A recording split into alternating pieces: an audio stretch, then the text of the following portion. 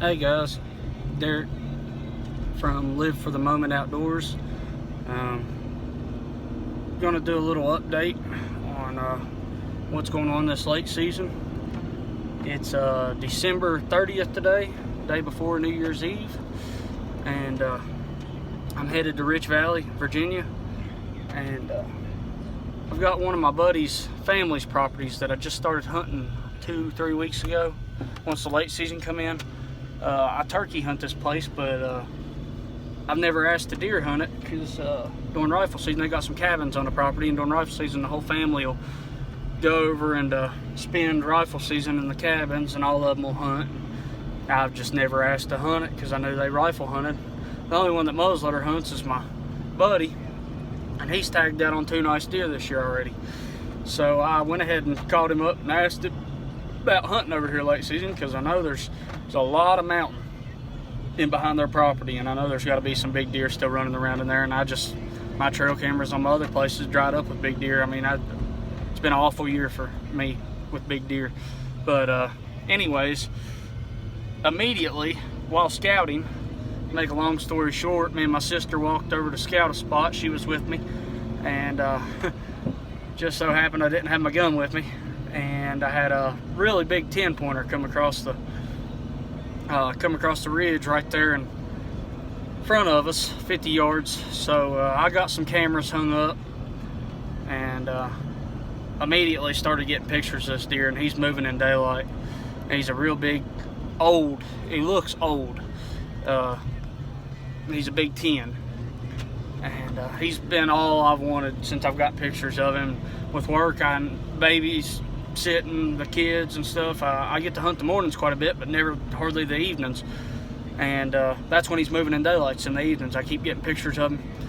I finally got the weekend off work this weekend, and I was planning on hunting all 3 evenings. Well, I am going to, but yesterday morning I come over and hunted it, and I had up the mountain, somebody turned a bunch of dogs loose, 12 of them.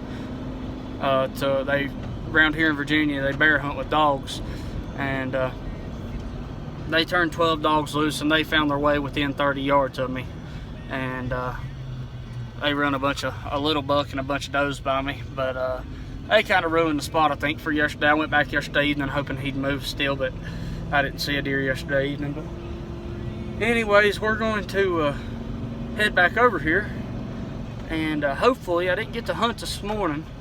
Woke up feeling sick, but hopefully nobody turned no dogs loose that run around my tree stand this morning, and he'll come back down that logging road that he's been running. There's a logging road goes across a steep ridge right at the top of it, and I've got anytime a deer can get a level spot to walk on the side of a steep ridge like a logging road, they'll use it pretty heavy, and I always hang cameras on them if I got a spot like that.